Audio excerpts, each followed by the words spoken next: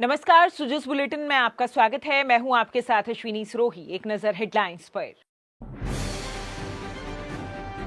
मुख्यमंत्री ने सशक्त नींव उज्जवल भविष्य आमुखीकरण कार्यक्रम में की शिरकत। महिलाओं के आर्थिक सशक्तिकरण व बाल संरक्षण के लिए राज्य सरकार प्रतिबद्ध।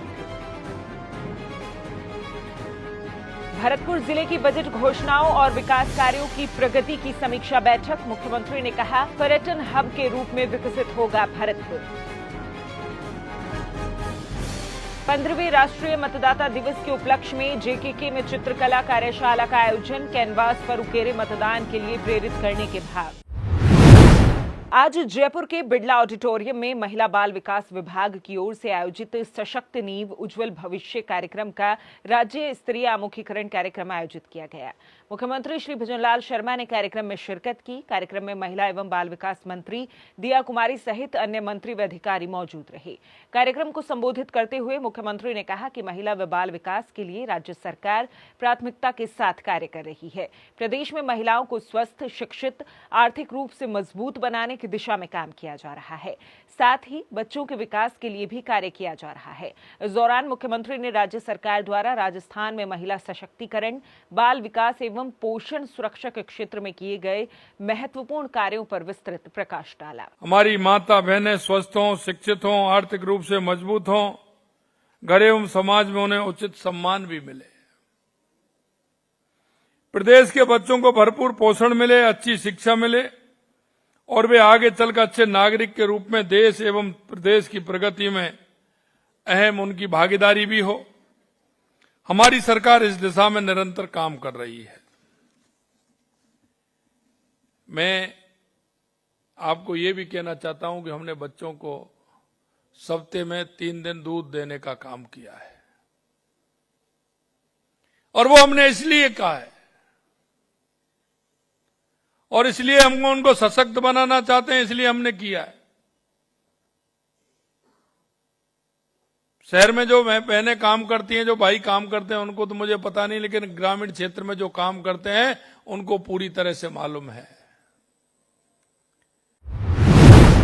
मुख्यमंत्री श्री भजनलाल शर्मा ने कार्यक्रम में महिला उत्थान के क्षेत्र में काम कर रहे विभिन्न अधिकारियों और कार्मिकों से सीधा संवाद कर धरातल पर चल रही योजनाओं का फीडबैक भी लिया। मनोरमा जी, मेरे आपसे आंगनवाड़ी केंद्रों के सही संचालन हेतु आप किस प्रकार से उसकी मॉनिटरिंग करती हैं? विभाग द्वारा जारी निर्देशों को सभी महिला पर्यवेक्षकों एवं आंगनवाड़ी कार्यकर्ताओं तक उसे कैसे पहुंचाना और उसको सुनिश्चित करना, ये कैसे कर पाती हो? सर, विभाग के द्वारा जो निर्देश मिलते हैं और मॉनिटरिंग करने का जो हमारा उद्देश्य होता है, उसके तहत सबसे पहले हम एक मासिक प्लान बनाते हैं। एक सीडीपीओ के लिए महीने में 25 जो विजिट करना होता है वो आवश्यक होता है, तो उसके हिसाब से हम प्लान बनाते हैं और उसके हिसाब से आंगनवाड़ी केंद्रों का औचक निरीक्षण करते हैं। और निरीक्षण 25 जो आपकी विजिट होती हैं वो एक दिन में 2 या 3 होती हैं, एक दिन में एक, कैसे होता है वो? सर, कई ग्राम पंचायत हैं, उनमें 2 से अधिक आंगनवाड़ी होते हैं, तो कोशिश ये करते हैं कि 10 से 2 का समय है तो एक ग्राम पंचायत में जो 2 या 3 आंगनवाड़ी है उनको कवर कर लिया जाए। बहुत अच्छा। इसके बाद में सर वहां जाके जो हमारे लक्ष्य हैं, जो विभाग के उद्देश्य हैं और कार्यकर्ता से संबंधित जो भी कार्य हैं उनकी जानकारी लेते हैं। उप मुख्यमंत्री और महिला एवं बाल विकास विभाग मंत्री दिया कुमारी ने कार्यक्रम को संबोधित करते हुए कहा कि प्रधानमंत्री और मुख्यमंत्री के नेतृत्व में देश और प्रदेश की महिलाओं की शिक्षा, स्वास्थ्य, सुरक्षा के लिए विशेष प्रयास किए जा रहे हैं।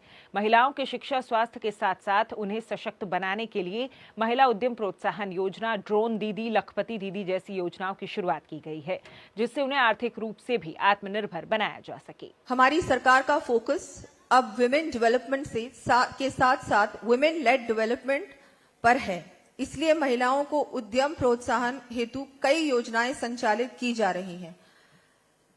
प्रशिक्षण कार्यक्रम आयोजित किए जा रहे हैं। महिला स्वयं सहायता समूहों द्वारा उनके उत्पादकों की बिक्री हेतु अमृता हाट का आयोजन किया जा रहा है। लखपति दीदी, ड्रोन दीदी, पोषण अभियान के माध्यम से भी महिलाओं को सशक्त और स्वस्थ बनाने की दिशा में कार्य किया जा रहा है। अभी आपको बताया गया कि हमारी मरु उड़ान योजना की प्रशंसा पूरे देश भर में हुई है। ये एक ऐसा अभियान है जो कि मैं सोचती हूँ इतना महत्वपूर्ण है। अगर हमारी महिलाएं आत्मनिर्भर बनेंगी, उनको स्किल से जोड़ा जाएगा, प्रशिक्षण से जोड़ा जाएगा, तो मुझे लगता है कि वो अपने पैरों पे तो खड़ी ही होंगी, लेकिन उनमें अपने आप एक सेल्फ कॉन्फिडेंस बढ़ेगा और वो ना तो अत्याचार खुद सहेंगी और ना किसी और महिला को सहने देंगी।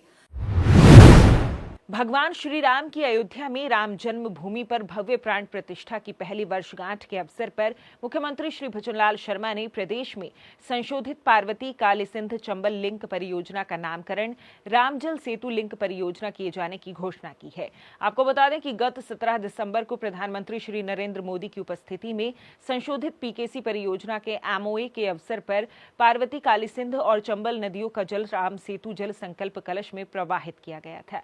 मुख्यमंत्री श्री भजनलाल शर्मा ने बुधवार को मुख्यमंत्री निवास पर रामजल सेतु लिंक परियोजना के नामकरण के उपरांत इसके पोस्टर का विमोचन किया।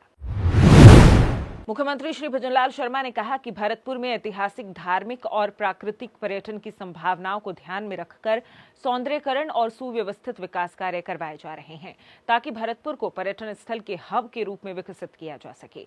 उन्होंने कहा कि इसी दिशा में हमारी सरकार ने पहले बजट में भरतपुर के विकास के लिए कई महत्वपूर्ण घोषणाएं की हैं। श्री शर्मा बुधवार को मुख्यमंत्री निवास पर भरतपुर जिले की बजट घोषणाओं और विकास कार्यों की समीक्षा बैठक को संबोधित कर रहे थे। मुख्यमंत्री श्री भजनलाल शर्मा ने कहा कि राज्य सरकार किसानों और पशुपालकों को आर्थिक रूप से सशक्त बनाने की दिशा में प्रतिबद्धता के साथ कार्य कर रही है। 1 वर्ष के कार्यकाल में हमने किसानों की आय बढ़ाने के लिए दूरगामी निर्णय किए हैं। उनका सशक्तिकरण ही विकसित राजस्थान की मजबूत नींव तैयार करेगा।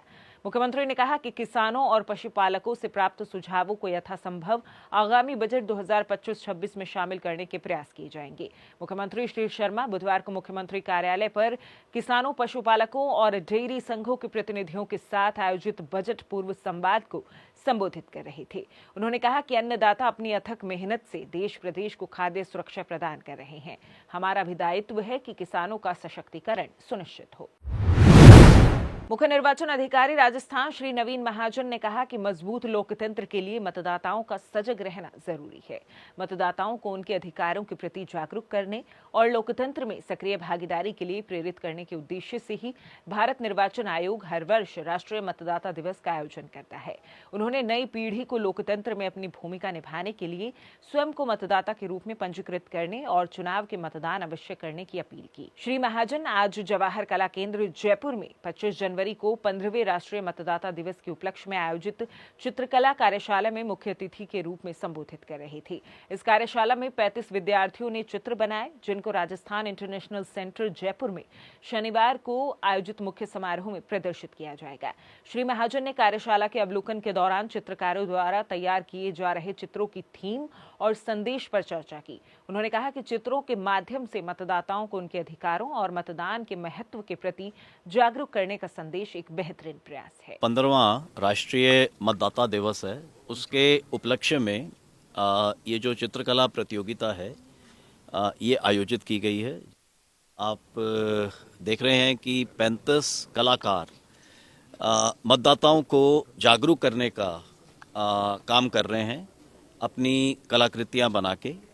इनमें से जो आज पेंटिंग्स ये कंप्लीट करेंगे, इनको हम जो RIC है वहाँ पे प्रदर्शित भी करेंगे। जो मुख्य कार्यक्रम है जो RIC में 25 तारीख को सुबह 10 बजे होगा, उसमें मुख्य अतिथि माननीय राज्यपाल महोदय रहेंगे। उसमें एक हम प्रदर्शनी भी लगाएंगे और साथ ही साथ वहाँ पे स्टेट आइकॉन्स भी होंगे। कुछ जो